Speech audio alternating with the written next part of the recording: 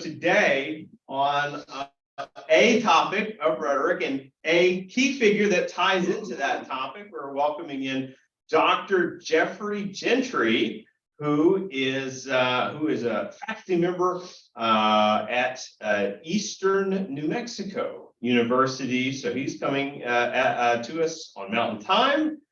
He has a pretty established, well, a full career in not only higher education, but coming out of the communication studies discipline. He has worked in an array of roles that span being a director of speech and debate for multiple programs. He is, in addition to being a faculty member, he served as a chair at RSU for a number of years, and it includes sponsoring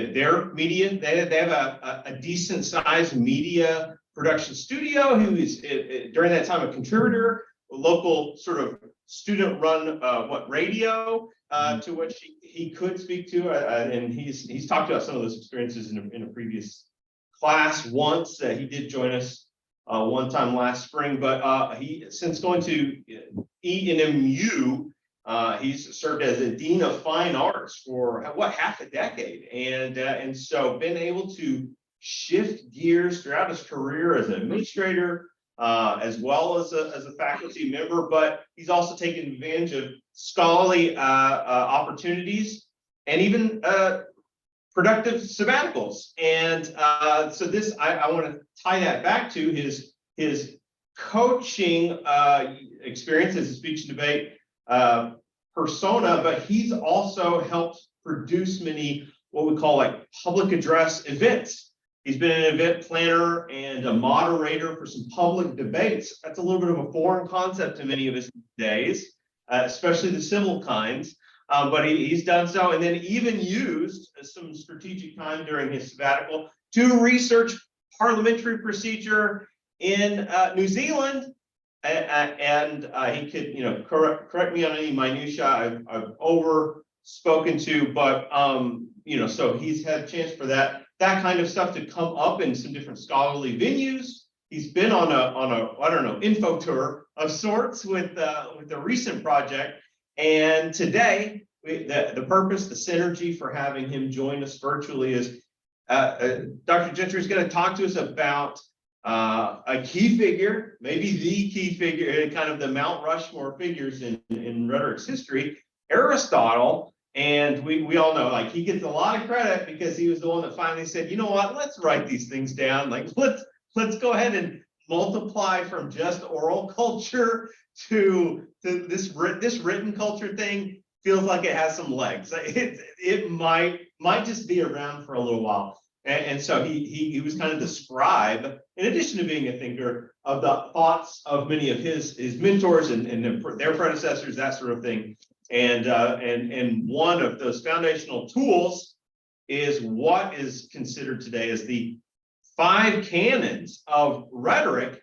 So Dr. Gentry is going to talk to us about the 5 canons of rhetoric, unpack these, and then help us kind of understand, well, these things existed thousands of years ago. What's their value for us today, if it even exists? We suspect it does not. So prove us wrong, right? Welcome. Thank you, Dr. Castleberry. Can you all hear me all right? Very good. Very good. Okay. Well, I appreciate that more than gracious introduction to the big A, as some of us call Aristotle. He's famous as a philosopher, as a scientist, but he did some of his best work in rhetoric. And these ideas have been handed down to us.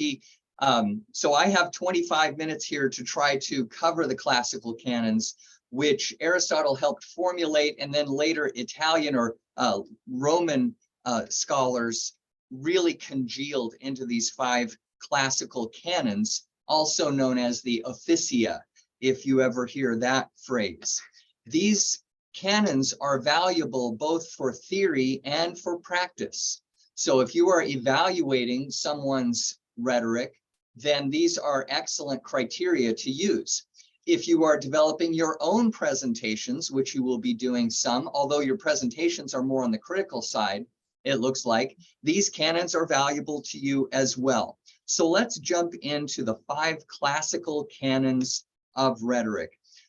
First is invention, or inventio, as the Latins formulated from the origination in Aristotle. Invention is how we derive rhetoric, and Aristotle's definition of rhetoric itself tells us something about invention. So he defined rhetoric as the art of discerning, in any given case, the available means of persuasion. So figuring out what the best argument in a given situation is, that is invention. And so that takes place in the mind, and it takes place in the library. It takes place in the imagination. So this is coming up with good arguments. Within this, there are different stock ways of coming up with good arguments in lots of different situations. So Aristotle tried to give us a framework for determining good arguments. So, and I'll just mention these. One is the stasis system.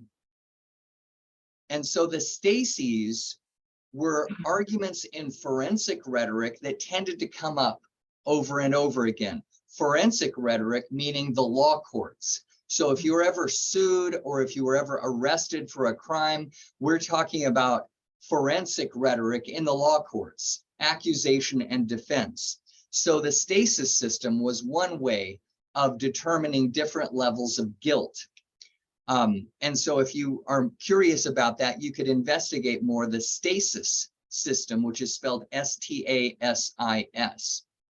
Another type of argument pattern that tends to come up are the stock issues of deliberative rhetoric. And these are really valuable. And deliberative rhetoric refers to the legislature, the state of Oklahoma or the federal government of the United States, Congress. They participate in deliberative argumentation, which is about what should be done legislatively to solve a particular problem. And so, and if you've ever done high school debate, you know these stock issues, which originally we call ill, blame, cure, and cost. So it's just a great framework to determine whether or not a policy proposal will be beneficial or not. You can see how that applies to invention, trying to come up with the best argument. For example, when Oklahoma legalized medical marijuana, there were debates about whether there's a serious problem, that diseases that weren't being treated effectively with current medicine. Then that's the ill issue. And then the blame issue, as in what can current laws do to try to deal with this problem? And then there's the cure and cost argument as to whether legalizing medical marijuana will actually alleviate some diseases or some symptoms in people. So those are the stock issues of deliberative rhetoric that you might see in the state legislature. And then finally, under invention, Aristotle would talk about the topoi, or the topics. These are certain topics that tend to come up in various argumentative contexts, such as previous judgment.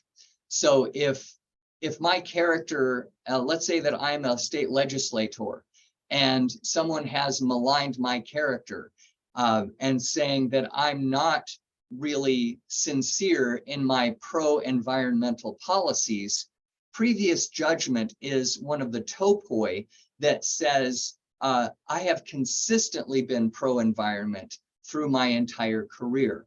So those are just some examples, whether it's the stasis system, the stock issues, or the topoi.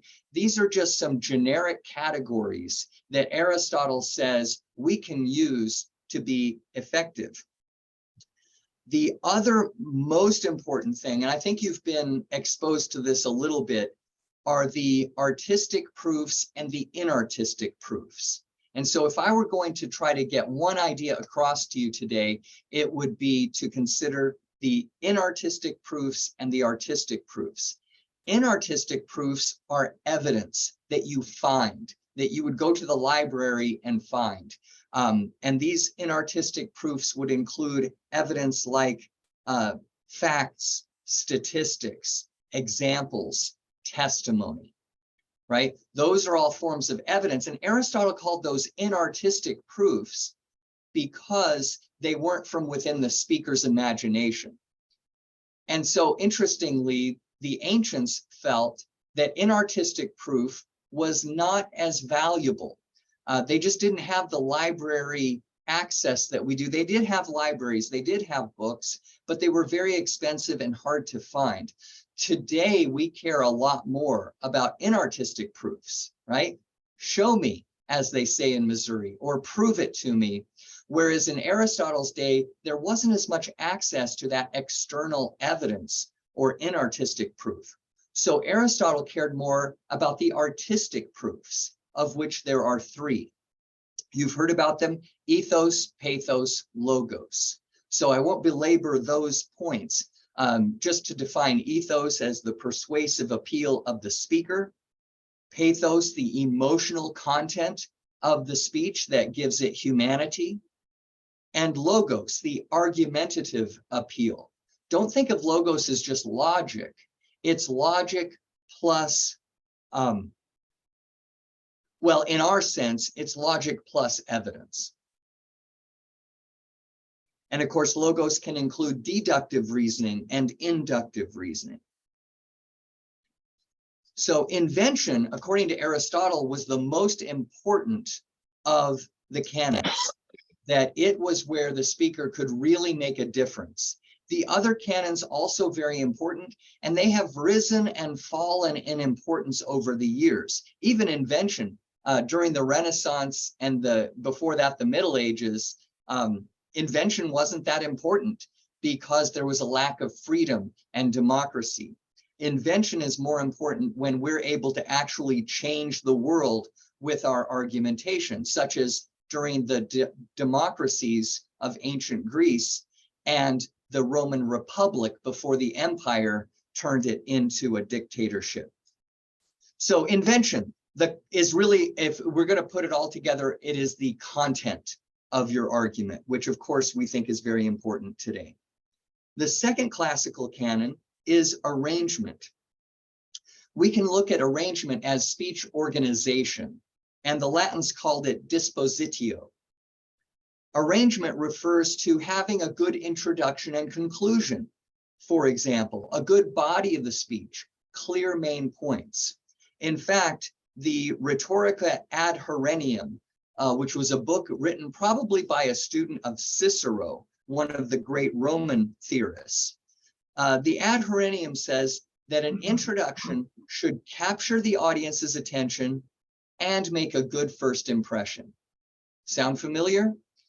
These concepts are still very much in play today.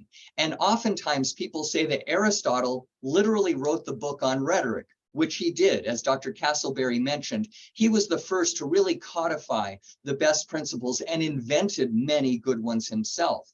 So much so that the Roman scholars like Cicero and the author of the Ad Herennium really were doing applied Aristotle in their books, and in the Renaissance and Enlightenment. And even today, I don't know how much, I assume that you all have a public speaking class at MacU.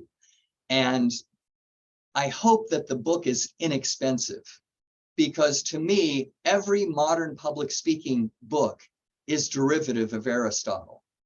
He wrote the book, so why spend $200 on a book when you can find a less expensive book that will do the same thing, which is applied Aristotle. So arrangement is a very important thing, to be clear, to be understandable, to have distinctive main points that support the thesis of the speech. When I teach public speaking, I emphasize organization early on because I see that as being very beneficial, not just for the structure and keeping that clear, but good organization leads to good delivery and good research as well. Another thing about arrangement is that it's really good to have classical structure. That's why we have an introduction and conclusion. Classical structure says, tell them what you're going to tell them, then tell them, and finally tell them what you told them. So that brings in the principle of redundancy in oral communication, something that in written communication we often think of as a problem. Oh, don't be redundant. Well, in oral communication, because we only hear the message once and then it dissipates into the wind, it helps to be extra clear in our organization.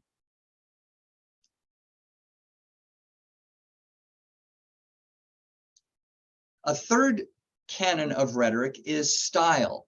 And style is the appropriate use of language in a speech. Don't be confused and think that style might refer to the way someone dresses or even delivery. In rhetoric, style refers to language. It refers to your word choices. Did you know that English has more words than any other language? I believe it's something upwards of 500,000 words. So that's a beautiful thing about English, is that we can choose just the right word to make one point, where other languages don't have as many words. They don't have as much nuance, not as much variation in connotation, and not just denotation. So when we talk about style, we're talking about word choices, appropriate language, and even literary devices. You've probably heard of alliteration and repetition, parallelism. These are language devices in some of the great speeches that give vivacity to language, right? Give that liveliness to language. Antithesis. When John Kennedy said, ask not what your country can do for you, ask what you can do for your country. That's a literary device called antithesis. I should note that during the Renaissance and the medieval period before it, style was very important. Having flowery language was really a big deal. Again, because invention, we couldn't do that much. The king ruled, and if you said the wrong thing, you could get thrown in a dungeon. That's not so good. So style was really important during the Middle Ages and the Renaissance. But then with the Enlightenment, invention kind of came back. And today, of course, is very important. So what that means is that today's audiences prefer a plain style of language, not a grand style. And grand style has kind of moved up and down. Of course, it was a big deal during the medieval and Renaissance periods, less so today. But even within the 20th century, grand style has been in vogue from time to time. For example, I mentioned John F. Kennedy. I'm just going to read part of that same inaugural address that I was referring to before, and listen for the language. Let the word go forth from this time and place to friend and foe alike, that the torch has been passed to a new generation of Americans, born in this century, tempered by war, disciplined by a hard and bitter peace, proud of our ancient heritage. United, there is little we cannot do in a host of cooperative ventures. Divided, there is little we can do, for we dare not meet a powerful challenge at odds and split asunder. Okay, I don't know if you noticed, but there was a lot of grand style there, meaning a lot of literary devices crammed together, immaculate grammar, and thesaurus in hand with a lot of fancy words, when a simpler word would have also been accurate. Can you imagine Joe Biden, the current president of the United States, using that kind of flowery language? Here are some statements from his recent State of the Union address, just a couple weeks ago. We're tired of being played for suckers. Come on, give me a break. That was part of the deal, guys. Look it up. Those are all phrases from his recent State of the Union. You can kind of see that that's more Joe, not Charles kind of language. Today, we focus also on being inclusive. something that differs in today's language, even from 10 years ago or 20 years ago, inclusive language that is sensitive to diversity.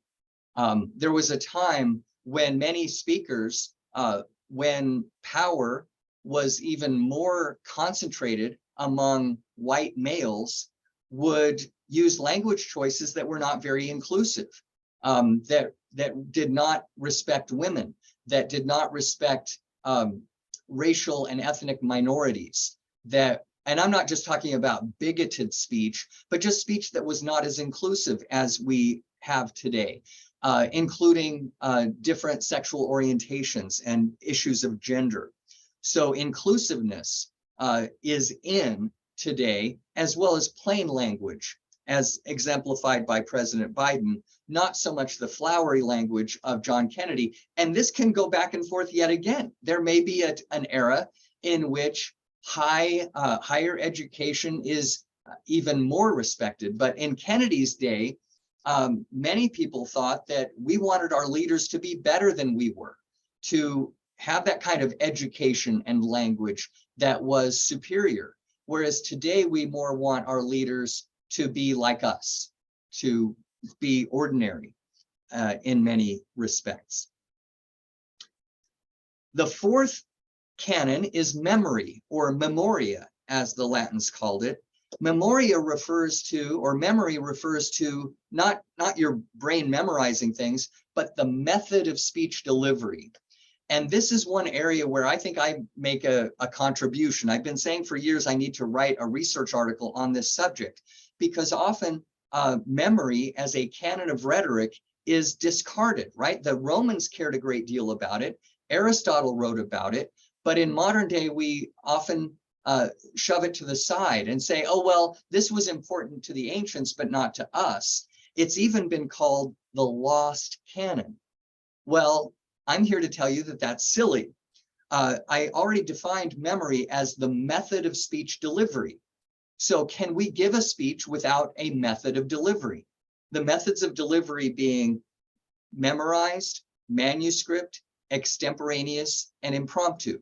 These are the methods of delivery. Absolutely, we teach these methods. And this refers directly to the canon of memory, or method of speech delivery. And in our modern day, we focus very much on extemporaneous delivery. So in a public speaking class, and I would hope in your class, unless you're polishing contest speeches, extemporaneous delivery is the most useful in modern day for most situations. Now, there are contest speeches, and when I had contest speakers in my class who would go out and compete for state championships and qualification for national competition, we did use memorized delivery. But for most situations, speech teachers today emphasize extemporaneous delivery, which I define as a well-prepared presentation using a brief outline, okay? But there are these other methods of delivery which are valuable to learn.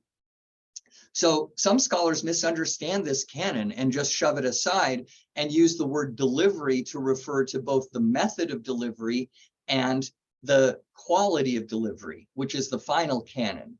And so that's appropriate, but let's not say that the canon of memory was lost just because we don't memorize our speeches. Whatever method it is, memorized, manuscript, which there has been a time when manuscript delivery was more often used, and presidents would sit and read. Well, of course, they even do that now with a State of the Union because they have a teleprompter that is a manuscript that's just out here that allows for a little bit better eye contact. But for most situations, teachers in a classroom, lawyers in the courtroom, even meteorologists doing the weather on the news, they are all using extemporaneous delivery. So don't think that the lost canon was lost. Memoria or memory is still with us. It's just the manner that we choose to deliver our presentations. And the final canon is called delivery. And that's a little confusing when we look at how the method of delivery is the previous canon. But in this sense, delivery, or pronuntatio, sorry, I'm not saying it well. Pronuntiatio is what the Latins called it. These are the finer points of oral presentation. It refers to the quality of delivery. So again, this canon refers to the quality of delivery as opposed to the method of delivery, which was the canon of memory. Finer points of delivery are important. I don't think they're as important as the method of delivery, but these include elements of the voice and the body, such as voice projection, right? Dr. Castleberry was concerned that when he's speaking, his voice projection is good enough, and I say that word good deliberately, that he closed the door so that it wouldn't disturb people outside. That means that he has a more professional level of voice projection, which is what we want. When people are so quiet and make no effort to be heard, we don't get much out of the speech at all. Now, could you even hear what I said? Hopefully there's a good microphone and you did, but you don't want to have to work that hard as an audience member. So voice projection, also vocal variation is another finer point of delivery, where we have good melody and we're not monotone. Those are valuable elements of delivery. And combined, I refer to voice projection and vocal variation combined as vocal energy, and they tend to go hand in hand. When a speaker has good voice projection, they also tend to have good vocal variation. If we are lacking in one, we're also probably lacking in the other. And you noticed I tried to be really quiet for a moment, and I was also very monotone. So I think these things go hand in hand, because when you project your voice well, it's easy to hear yourself and know, hey, I don't want to be boring. Let's have some liveliness in the finer points of delivery. So vocal energy. Another is facial expression, right? We want to try to be human and not robotic. I recall there was one defendant in a murder trial who decided that he didn't want to give any tells to the jury to try to make sure they didn't think that he was guilty, which he was, in fact. And so he had a blank expression on his face the whole time, the way a poker player might. Well, the jury commented when convicting him that he seemed like someone who was not human at all, because he had no facial expression. His idea backfired on him. Facial expression is something that we just add to try to show some humanity in our presentation. Two more, movement and gestures. Now for movement, since this is a single camera setup, you've noticed that I haven't been moving around. If I did much movement, this wouldn't be as effective. You can't see me, but if I were there in the classroom, I would use some movement, where one canon I might take a couple of steps over here and here. I'll do what I can do. So imagine I'm talking about the previous canon. I might use movement deliberately and say, unlike memory, delivery is a classical canon that refers to the quality of our presentation, right? And so that bit of movement is something that we sometimes use effectively. A problem, though, is if it's random, right? I do that nice body break or movement over here, and now I'm pacing back and forth in a distracting way. The ancients and the modern teachers like Dr. Castleberry and me suggest that movement be purposeful. And finally, gestures. Some of us talk with our hands, some of us don't. So there, in a nutshell, are the 5 classical canons of rhetoric. I hit my time, Dr. Castleberry, 25 minutes, and I'm happy to take questions or have other discussion. Well, first of all, thank you, Dr. Gentry, for speaking to this topic with us today.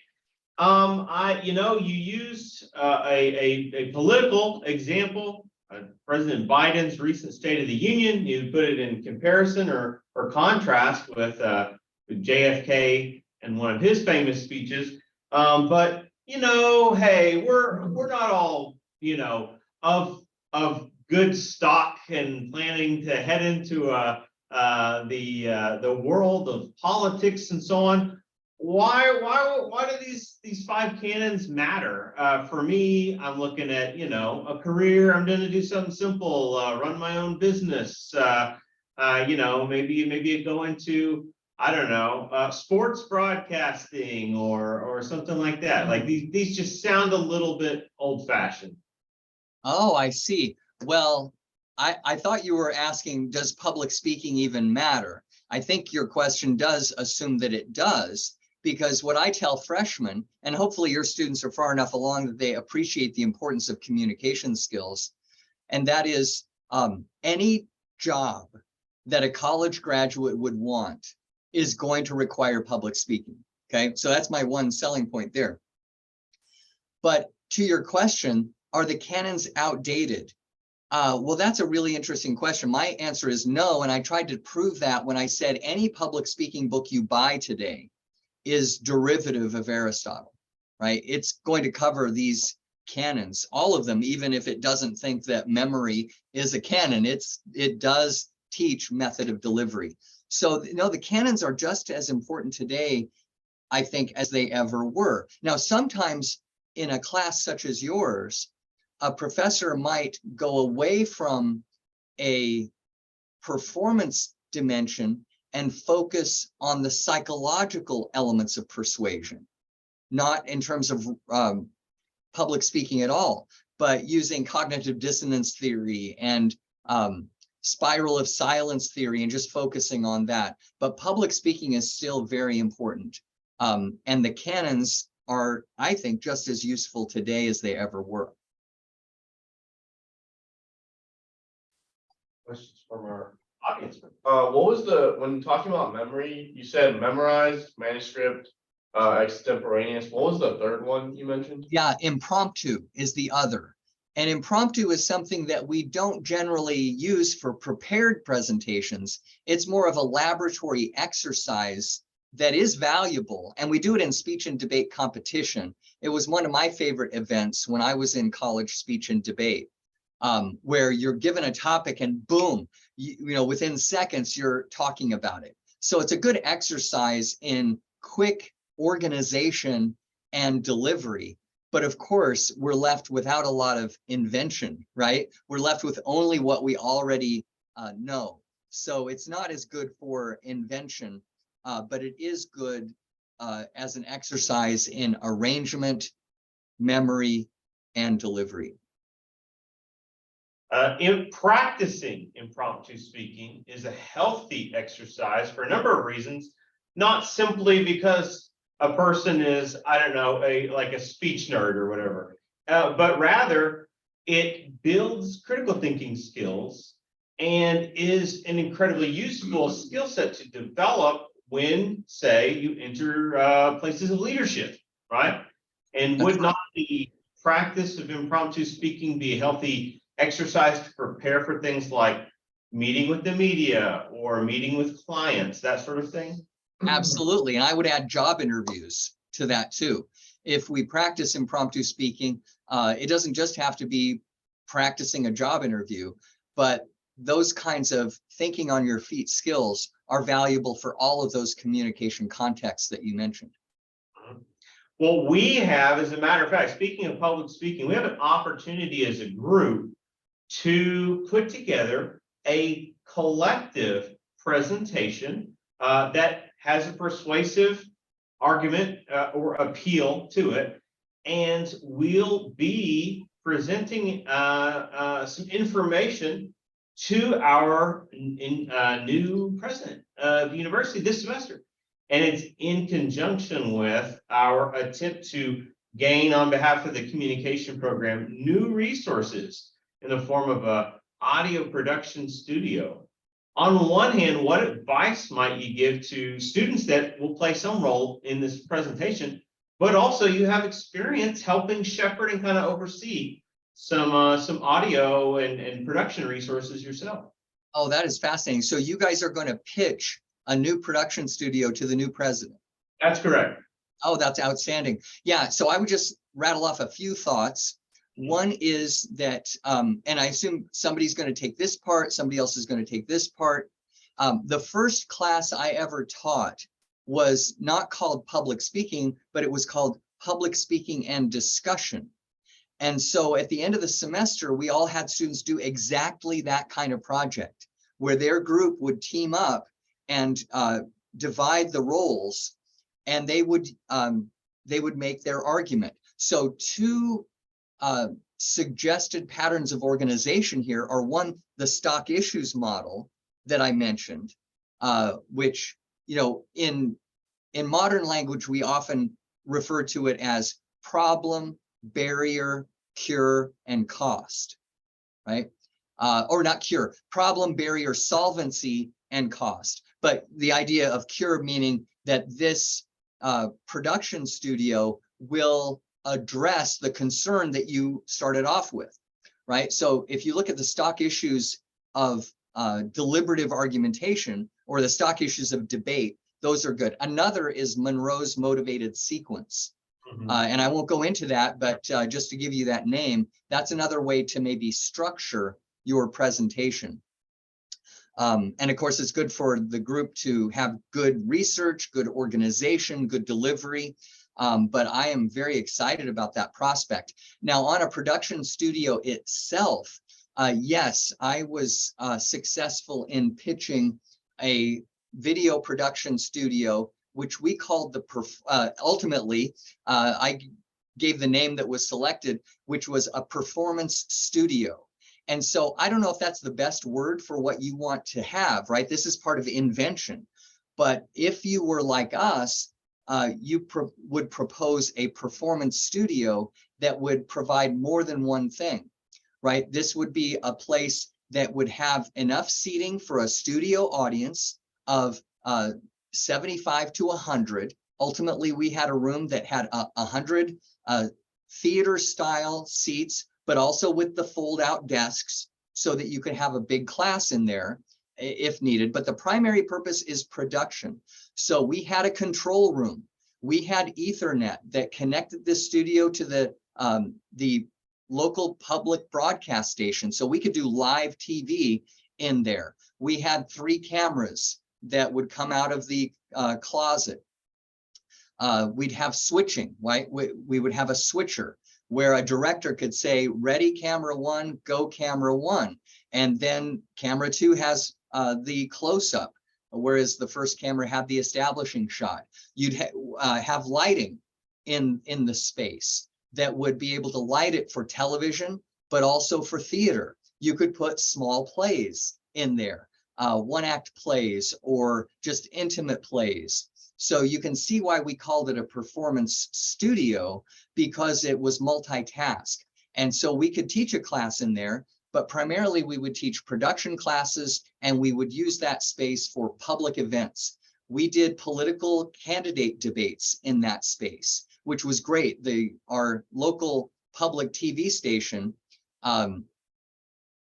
ran the cameras. And so because we had that fiber optic connection to them across the campus, we were able to do these political debates, including the Cherokee Nation, which you guys are familiar with the Cherokee.